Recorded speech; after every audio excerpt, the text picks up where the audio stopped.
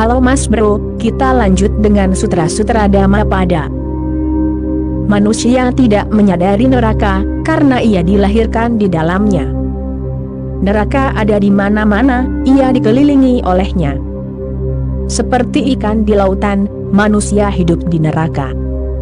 Ikan juga tidak pernah menyadari lautan, kecuali ia terlempar keluar dari lautan karena suatu kecelakaan, atau ditangkap oleh seseorang.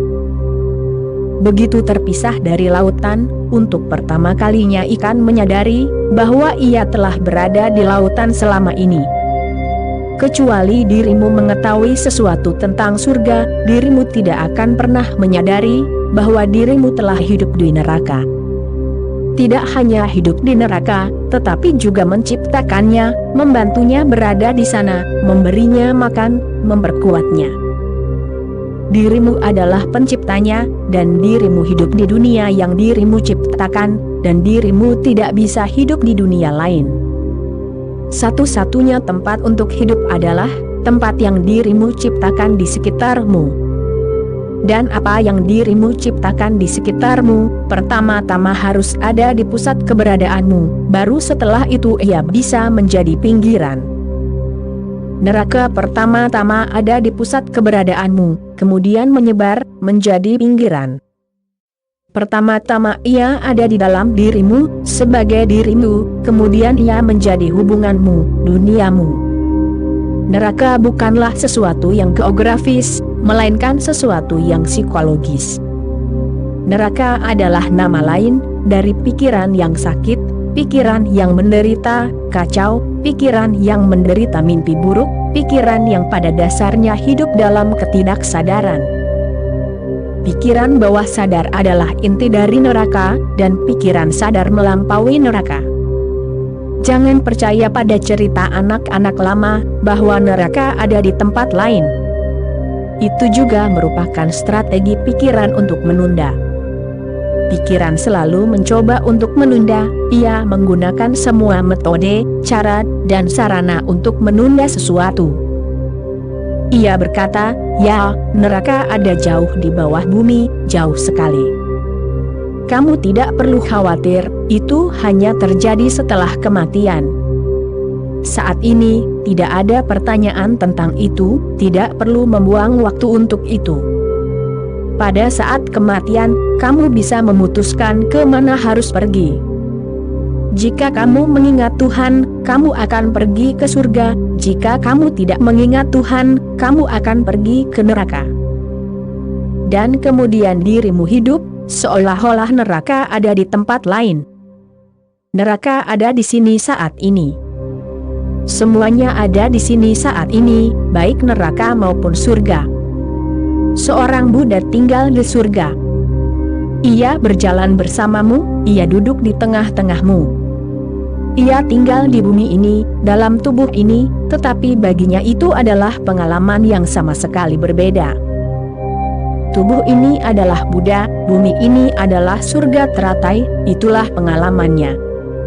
Itulah pengalaman semua Buddha, semua yang telah tercerahkan. Namun bagimu, itu hanyalah mimpi, fiksi, mitologi. Bagimu, tubuh ini adalah neraka, bumi ini adalah api neraka. Dirimu tidak bisa melihat surga teratai, dirimu tidak memiliki mata untuk melihatnya. Mata itu harus diciptakan, mata itu tidak diberikan sejak lahir.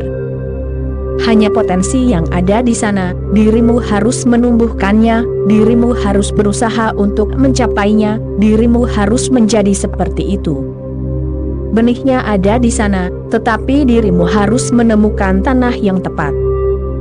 Dan strategi dasar pikiran adalah membuatmu tetap tertipu, memberitahumu bahwa neraka dan surga, semuanya ada di luar sana, di suatu tempat lain. Fungsi seorang master adalah membawamu ke sini dan saat ini, lagi dan lagi. Pikiran mencoba untuk menjauh. Ada dua kemungkinan bagi pikiran untuk menjauh dari saat ini. Entah dengan berpindah ke masa lalu, ke dalam kenangan, masa lalu yang keemasan dan hari-hari keemasan Rama dan Krishna, hari-hari yang indah itu. atau dengan berpindah ke masa depan, ke suatu utopia, ketika akan ada masyarakat tanpa kelas di bumi, atau akan ada surga di suatu tempat yang jauh di balik awan. Namun, itu membuatmu menjauh dari momen saat ini. Dan saat ini adalah satu-satunya realitas yang ada, tidak ada saat lain. Ia selalu hadir. Masa lalu sudah tidak ada lagi, masa depan belum ada. Apapun yang ada, adalah saat ini. Dan pikiran membawamu menjauh darinya, dengan 1001 cara. Ia selalu bepergian. Pikiran hanya bisa ada di masa lalu, atau di masa depan. Pikiran tidak bisa ada di saat ini. Biarkan ini meresap dalam hatimu, pikiran tidak bisa ada di saat ini. Jika dirimu benar-benar berada di sini saat ini, pikiran menghilang, dan dengan hilangnya pikiran, tidak ada neraka. Hilangnya pikiran adalah apa yang dimaksud surga, hidup di saat ini, tanpa pikiran. Itu tidak berarti hidup di saat ini tanpa sadar. Ketika aku mengatakan tanpa pikiran, saya tidak bermaksud tanpa sadar, justru sebaliknya. Hidup secara sadar, berarti hidup tanpa pikiran, hidup bukan dengan pemikiran, melainkan dengan kewaspadaan yang tinggi. Dan dirimu bisa hidup dengan kewaspadaan yang tinggi, hanya ketika pikiran telah dilepaskan, karena energi yang terlibat dalam pikiran dilepaskan, jadi tersedia. Dirimu menjadi penuh dengan energi. Kemudian dirimu memiliki vitalitas, intensitas, gairah yang luar biasa. Hidupmu tidak suam-suam kuku. Hidupmu adalah nyala api, yang hanya untuk sesaat saja sudah cukup. Satu momen intensitas kesadaran itu, lebih lama dari keabadian itu sendiri. Sutra-sutra Buddha ini sederhana, tetapi sangat membantu bagi para pencari. Sutra pertama, cepatlah berbuat baik. Pikiran akan terus-menerus memberitahumu, tundalah. Selalu ada hari esok. Mengapa terburu-buru? Kamu bisa melakukannya besok. Dan hari esok tidak pernah datang. Orang yang menunda tindakan baik apapun untuk hari esok, telah menundanya selamanya. Ia tidak akan pernah mampu melakukannya. Jika dirimu menundanya hari ini, dirimu sedang mempelajari kebiasaan menunda. Hari ini dirimu berkata, besok. Dirimu sedang menciptakan pola hidup, gaya hidup. Besok akan datang seperti hari ini lagi, dan kebiasaan akan berkata, kita akan melakukannya besok. Aku pernah mendengar sebuah perumpamaan kuno. Seorang pria menyembah Tuhan selama bertahun-tahun, dan suatu hari Tuhan menampakkan diri kepadanya. Pria itu hanya meminta satu hal. Ia berkata, berikan aku sesuatu, itulah sebabnya aku menyembahmu, sesuatu yang bisa memenuhi semua keinginanku. Apapun yang aku minta, harus segera dipenuhi. Tuhan memberinya sebuah kerang laut yang indah, dan ia berkata, mintalah apa saja dari kerang laut ini, dan segera, seketika itu juga, itu akan terpenuhi. Pria itu mencoba, dan berhasil. Ia sangat bahagia. Ia meminta sebuah istana besar, dan istana itu ada di sana. Ia meminta wanita-wanita cantik, dan wanita-wanita itu ada di sana. Kemudian ia meminta makanan enak, dan makanan itu ada di sana. Sejak hari itu ia hidup dalam kemewahan yang mutlak. Namun suatu hari semuanya menjadi kacau. Seorang sannyasin, seorang biksu pengembara, tinggal bersama lelaki itu. Biksu pengembara itu berkata kepadanya, aku telah mendengar tentang rahasiamu, tetapi itu bukan apa-apa. Aku juga telah memuja Tuhan, jauh lebih lama darimu, dan kamu adalah seorang perumah tangga, aku seorang biksu, tentu saja dia lebih baik padaku. Dia juga telah memberiku sebuah kerang laut yang besar. Lihat kerang laut ini. Ini 2 kali lipat ukurannya dari kerang lautmu. Begitulah adanya. Dan biksu itu berkata, apapun yang kau minta, kerang laut ini memberimu 2 kali lipat. Jika kau meminta 1 istana, ia membuat 2 istana untukmu. Ia selalu memberimu 2 kali lipat. Keserakahan manusia sedemikian rupa, sehingga manusia menjadi serakah. Nah, 1 kerang laut sudah cukup. Ia bisa meminta 2 atau 3 kali, tidak ada masalah. Tetapi orang yang serakah itu buta, keserakahan itu buta. Ia menjadi tergila-gila. Dia berkata kepada biksu itu, kamu adalah seorang biksu, kamu telah meninggalkan keduniawian, berikan kerangmu kepadaku, dan kamu bisa memiliki kerang kecilku. Untuk tujuanmu itu sudah cukup. Aku seorang perumah tangga. Jadi kerang-kerang itu dipertukarkan. Pagi-pagi sekali, setelah mandi, lelaki itu menyembah dan meminta kerang untuk memberinya 1 uang 1 miliar. Kerang itu berkata, mengapa 1 miliar? Aku bisa memberimu 2 miliar. Orang itu sangat bahagia. Dia berkata, bagus, berikan aku 2 miliar. Kerang itu berkata, mengapa 2 miliar? Aku bisa memberimu 4 miliar. Sekarang orang itu sedikit bingung, terganggu. Dia berkata, baiklah, berikan aku 4 miliar. Kerang itu berkata, aku akan memberimu 8 miliar. Dan seterusnya, begitu seterusnya, tetapi tidak ada yang diberikan. Janji dan janji. Dan apapun yang dimintanya, janjinya berlipat dirimu. Dia bergegas untuk menangkap biksu itu karena di pagi hari, dini hari, biksu itu harus pergi. Biksu itu sudah pergi. Ini adalah perumpamaan yang indah. Begitulah cara pikiran bekerja, kerang laut sang biksu, licik. Pikiran selalu memberimu janji-janji besar, tetapi besok, bukan hari ini.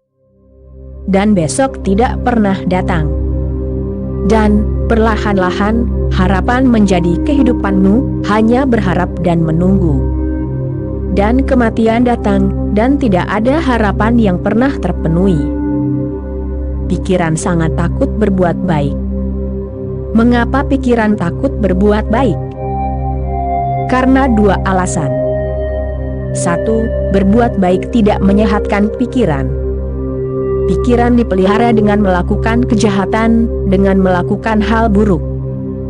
Misalnya, jika dirimu mengatakan tidak, pikiran diperkuat. Jika dirimu mengatakan ya, pikiran tidak diperkuat. Karenanya pikiran tidak pernah tertarik untuk mengatakan ya pada apapun. Pikiran pada dasarnya ateis. Pikiran senang mengatakan tidak. Tidak adalah kekuatannya. Negativitas adalah makanannya, ia memakan negativitas. Positif adalah kematiannya.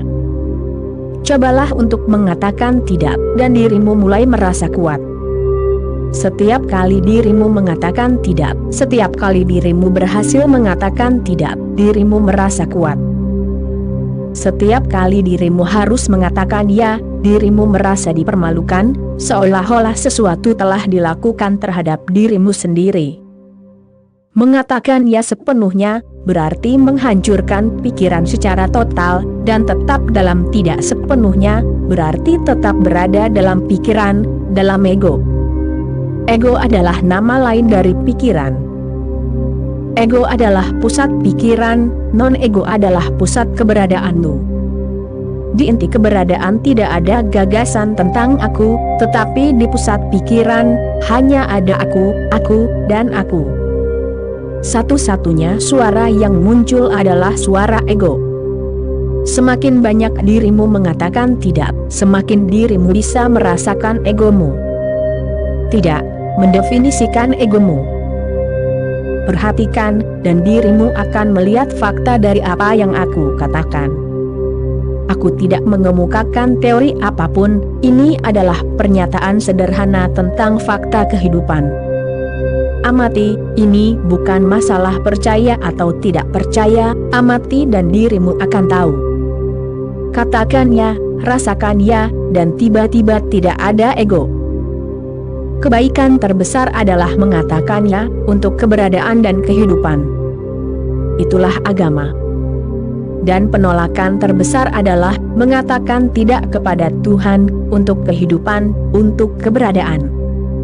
Itu memberimu kekuatan besar, tetapi kekuatan untuk ego. Sebenarnya, ego itu sangat licik, pikiran itu sangat pintar, sehingga orang-orang yang religius pun tertipu olehnya. Orang-orang yang religius terus mengatakan tidak kepada kehidupan. Mereka mencoba mengatakan ya kepada Tuhan, tetapi pikiran membujuk mereka, bagaimana kamu bisa mengatakan ya kepada Tuhan, kecuali dan sampai dirimu mengatakan tidak kepada kehidupan. Katakan tidak kepada kehidupan. Begitulah munculnya gagasan tentang pelepasan keduniawian, katakan tidak kepada istrimu, suamimu, anak-anakmu. Katakan tidak kepada keluargamu, katakan tidak kepada masyarakatmu, katakan tidak kepada dunia. Alihkan punggungmu dari dunia, dan melarikan diri ke Himalaya. Hanya dengan begitu dirimu bisa mengatakan ya kepada Tuhan. Pikiran yang licik terus menipu, bahkan yang disebut religius. Bahkan yang disebut orang suci dan mahatma, hanyalah mainan di tangan ego. Ego sangat halus, sangat licik, pintar adalah caranya. Kecuali dirimu sangat cerdas, dirimu tidak akan bisa keluar dari cengkeramannya. Dirimu akan keluar dari satu titik, dan ia akan menangkapmu dari titik lain. Dirimu akan membuangnya dari pintu depan, ia akan datang dari pintu belakang.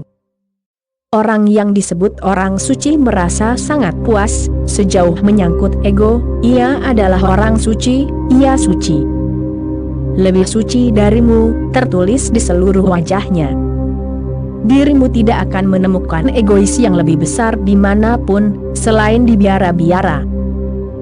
Para paus dan sangkaracarya, para pendeta, mereka yang telah meninggalkan segalanya, secara alami mereka merasa hebat, egois. Mereka telah meninggalkan dunia, apa yang telah dirimu lakukan? Mereka telah meninggalkan uang, kekuasaan, prestise. Tetapi semua penolakan ini, tidak lain hanyalah permainan pikiran yang sangat cerdik.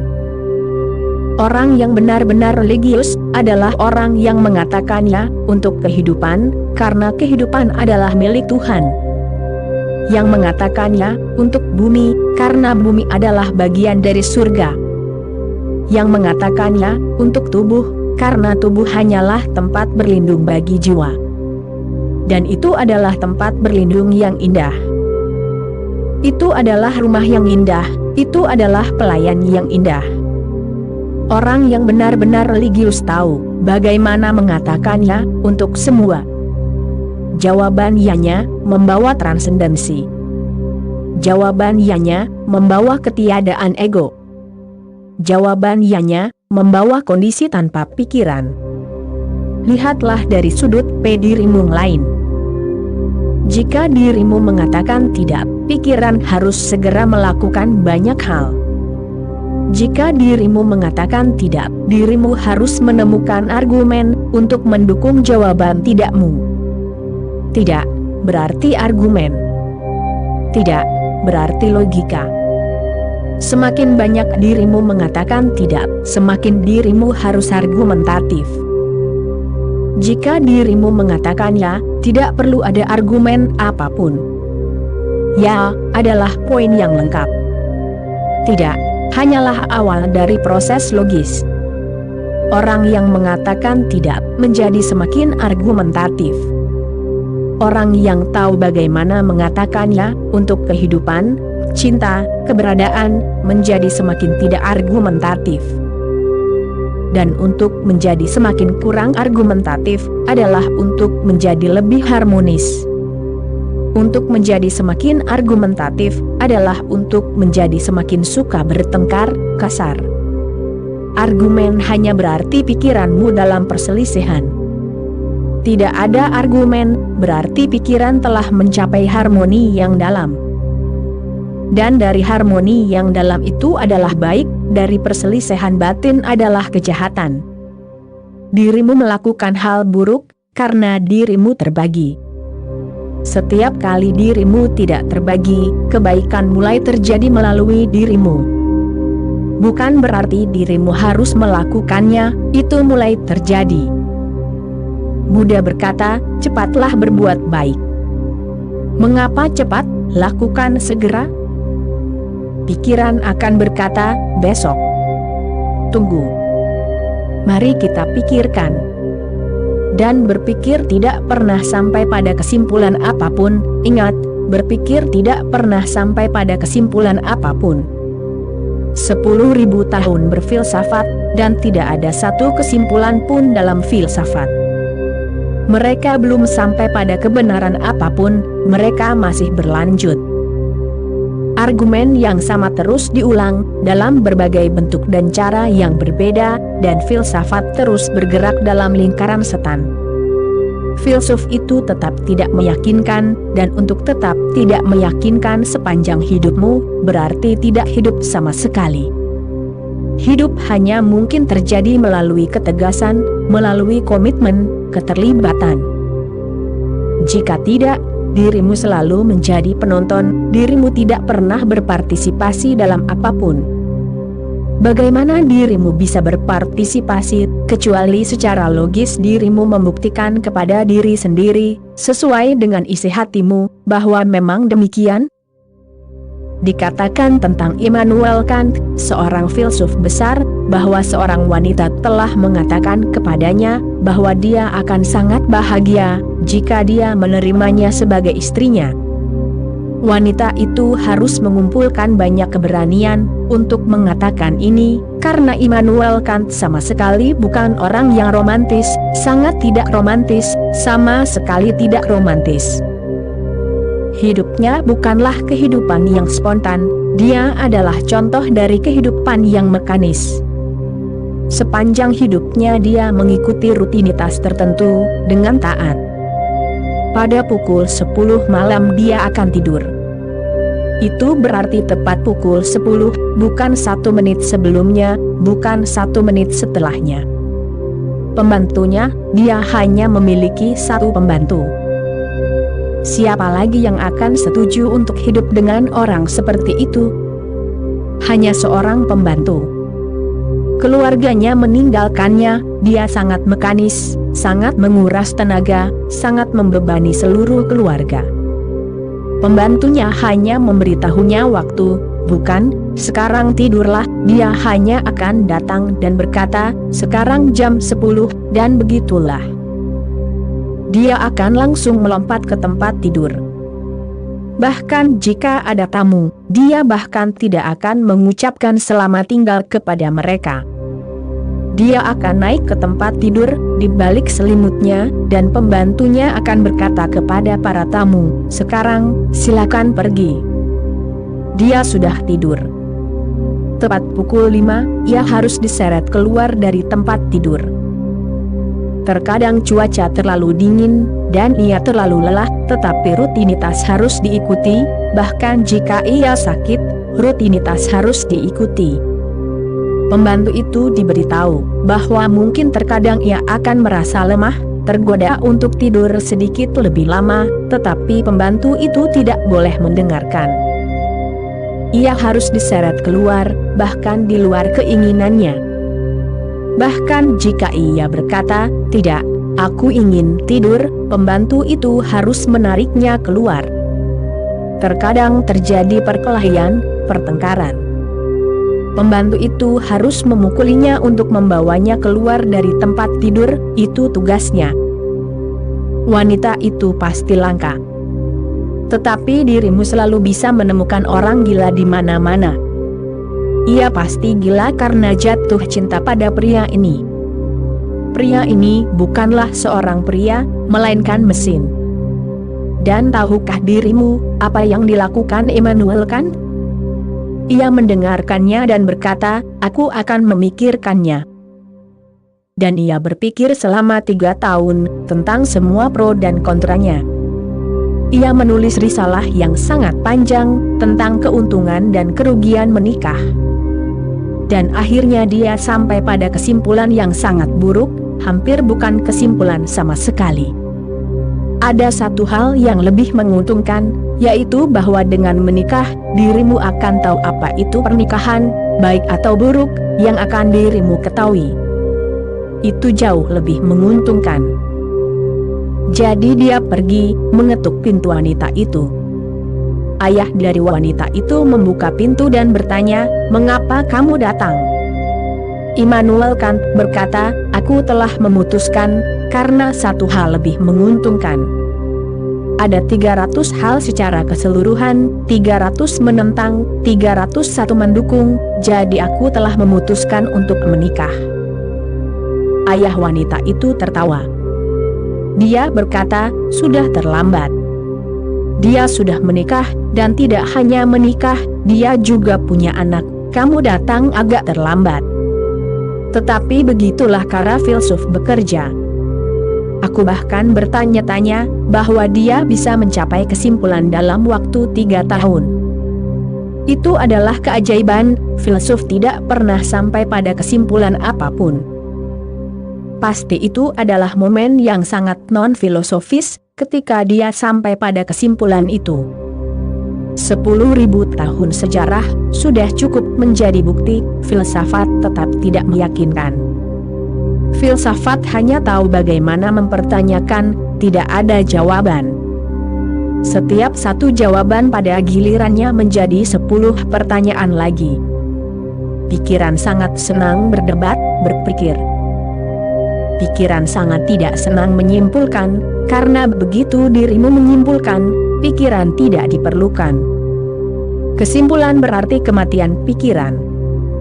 Jika dirimu telah menyimpulkan tentang kebenaran hakiki, pikiran harus bunuh diri.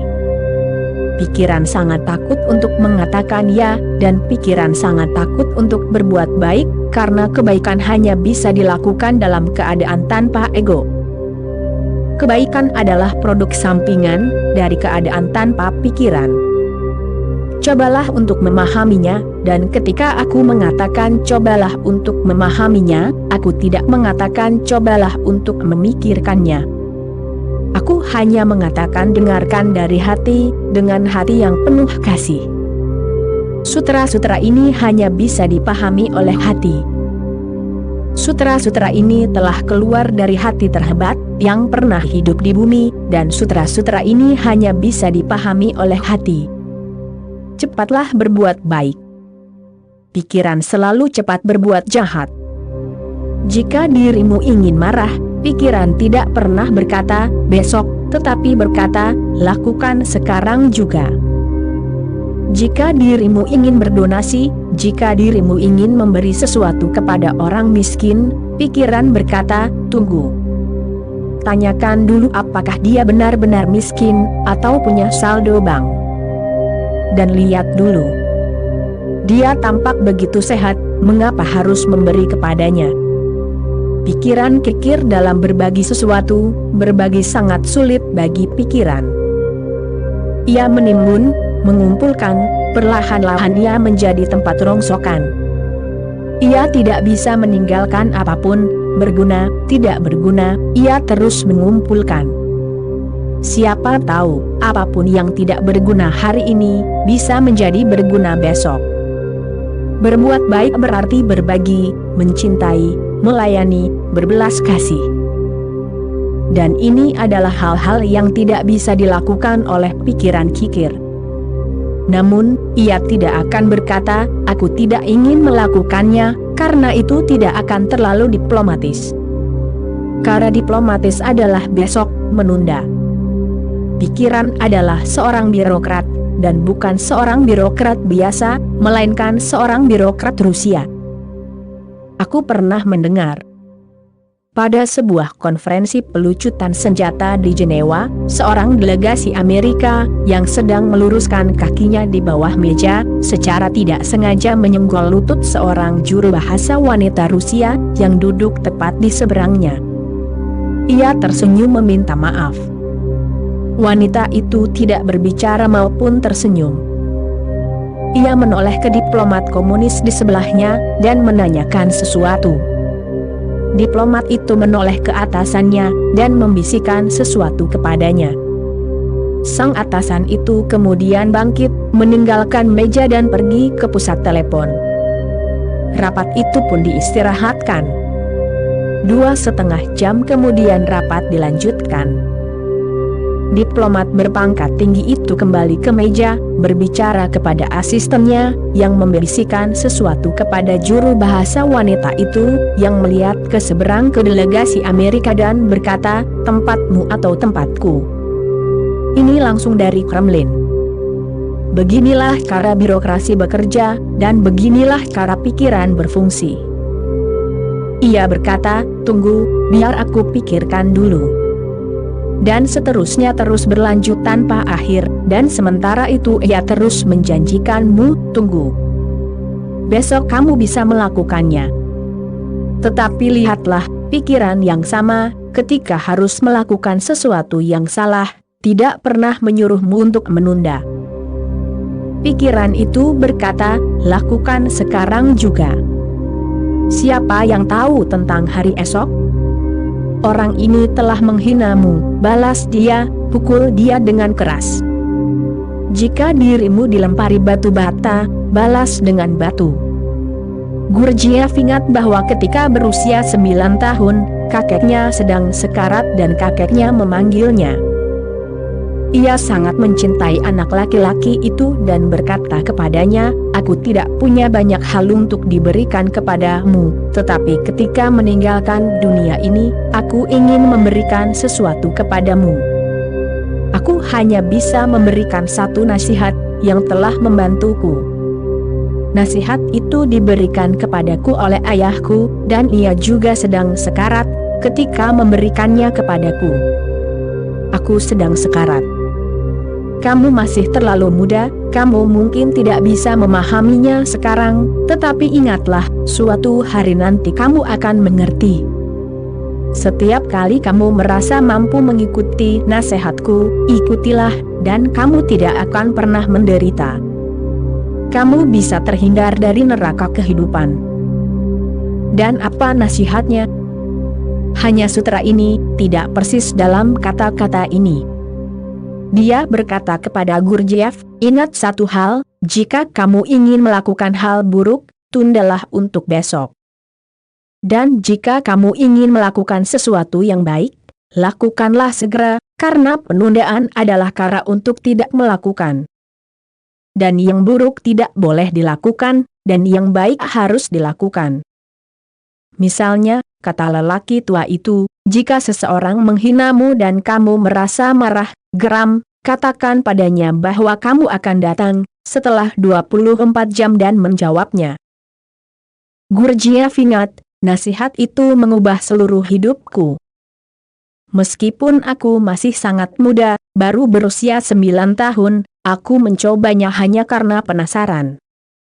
Beberapa anak laki-laki akan menghinaku, atau akan menyakitiku, atau akan mengatakan sesuatu yang jahat. Dan aku akan mengingat kakekku, yang sudah tua dan sekarat, dan aku akan mengatakan kepada anak laki-laki itu, "Aku harus menunggu, aku telah berjanji kepada seorang lelaki tua. Setelah 24 jam aku akan menjawabmu." Dan itu selalu terjadi, kenang Gurdjieff, bahwa aku akan menyimpulkan bahwa dia benar, bahwa apapun yang dikatakannya tampak menjijikan, tetapi itu benar tentangku. Dia berkata, "Kamu pencuri," dan itu benar, aku pencuri. Dia berkata, "Kamu tidak jujur," dan itu benar, aku tidak jujur. Jadi dia akan pergi dan berterima kasih kepada anak laki-laki itu. "Kamu menunjukkan sesuatu yang benar tentangku. Kamu mengemukakan sisi asli dari keberadaanku yang tidak jelas bagiku. kamu membuatku lebih sadar tentang diriku sendiri. Aku sangat berterima kasih. Atau, setelah berpikir selama 24 jam, dia akan menyimpulkan, orang itu atau anak laki-laki itu benar-benar salah. Itu tidak ada hubungannya denganku. Maka tidak ada gunanya menjawab, dia tidak akan kembali kepada anak laki-laki itu. Jika ada sesuatu yang benar-benar salah, mengapa menjadi marah? Ini adalah dunia yang besar, ada jutaan orang, dirimu tidak bisa menjawab semua orang, jika tidak, seluruh hidupmu akan sia-sia. Dan itu tidak perlu. Ini adalah separuh cerita. Jika dirimu bisa menunda yang buruk untuk besok, dirimu akan bisa melakukan yang baik segera. Dan dirimu tidak akan pernah menyesal. Karena jika dirimu melakukan yang buruk segera, dirimu akan menyesal besok. Jika dirimu melakukan yang baik hari ini, dirimu tidak akan pernah menyesal, tidak ada pertanyaan tentang penyesalan. Ini adalah rahasia sederhana, untuk mengubah neraka tempatmu tinggal menjadi surga teratai. Oke Mas Bro, itulah kutipan kali ini. Kita sambung lagi nanti. Terima kasih.